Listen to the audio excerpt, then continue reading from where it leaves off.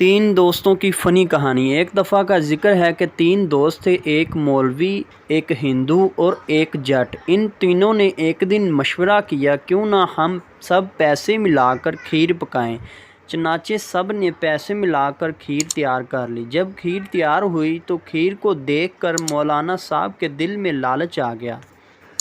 اس نے سوچا کیوں نہ کوئی ایسا منصوبہ تیار کیا جائے جس سے ساری کھیر میں اکیلا ہی ہڑپ کر جاؤں اور ان دونوں کے ہاتھ کچھ نہ آئے۔ اس نے سب کو اکٹھا کیا اور میرے ذہن میں ایک ترکیب آئی ہے، وہ یہ ہے کہ ساری کھیر اس طرح ڈھانپ کر رکھ دی جائے اور سب سو جائیں۔ صبح ہر شخص اپنا اپنا خواب سنائے گا، جس شخص کا خواب سب سے زیادہ اچھا ہوگا وہی ساری کھیر کھائے گا۔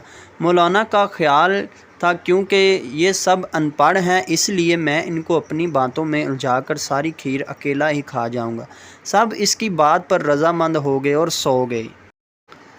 جب آدھی رات کا وقت ہوا تو بھوک نے جٹ کا برا حال کر دیا۔ اس نے بہت سونے کی کوشش کی مگر بھوک کی وجہ سے اسے نیند نہیں آ رہی تھی۔ اس نے سوچا خواب تو تب ہی آئے گا جب نیند آئے گی، اس سے بہتر ہے تھوڑی سی کھیر کھا لیتا ہوں تاکہ نیند آ سکے۔ وہ چپکے سے اٹھا اور مولانا کی چارپائی کے نیچے سے کھیر کی دیشکی نکالی اور کھیر کھانا شروع کر دی۔ کھیر بہت مزیدار تھی اس لیے جٹ ساری کھیر ہی کھا گیا اور پھر آرام سے سونے لگا۔ صبح کے وقت مولانا صاحب نے دونوں کو جگایا اور کہا سب اپنا اپنا خواب سنائیں۔ ان دونوں نے ضد کی کہ مولانا صاحب آپ پڑھے لکھے ہو اس لیے خواب سنانے کی ابتدا آپ کریں۔ اس لیے سب سے پہلے مولانا صاحب نے خواب سنایا کہ رات میں عرش مولا پر گیا تھا، وہاں بہت سیر کی، بہت کچھ دیکھا۔ سب نے کہا واقعی بہت خوبصورت خواب ہے۔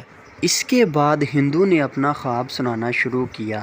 خواب میں وہ دریائے گنگا پر گیا تھا، وہاں وہ کافی دیر تک نہاتا رہا جس سے وہ گناہوں سے بالکل پاک صاف ہو گیا۔ اب دونوں نے جٹ سے کہا تم اپنا خواب سناؤ۔ یہ سن کر جٹ نے رونا شروع کر دیا۔ انہوں نے رونے کی وجہ پوچھی تو جٹ نے بتایا کہ رات کو وہ جب سو رہا تھا اس کے پاس دو فرشتے آئے اور اس کے کہنے لگے کہ کھیر کھاؤ۔ میں نے کھیر کھانے سے انکار کر دیا، مجھے مارنے لگے، مجبوراً مجھے کھیر کھانی پڑی۔ جب آدھی ختم ہوئی تو میرا پیٹ بھر گیا تھا اس لیے میں نے مزید کھیر کھانے سے انکار کر دیا تو وہ مجھے پھر زور زور سے مارنے لگے، اس لیے مجھے مجبوراً ساری کھیر کھانی پڑی۔ اس کے یہ بات سن کر مولانا جٹ سے بولے ارے پاگل، تو اسے ساری کھیر نہیں کھائے گی تھی، مجھے جگا لیتا، میں کھا لیتا باقی کھیر۔ جٹ کہنے لگا میں گیا تھا آپ کو جگانے، آپ اس وقت چارپائی نہیں تھے، میرے خیال ہے کہ آپ اس وقت عرش معلیٰ کی سیر فرما رہے تھے۔ اس کے بعد ہندو کہنے لگا تو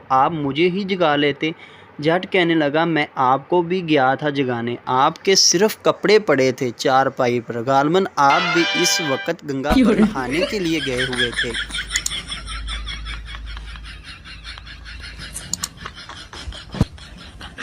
دوستو ایسی مزید ویڈیو دیکھنے کے لیے ہمارے چینل کو محبتوں کے ساتھ سبسکرائب کریں۔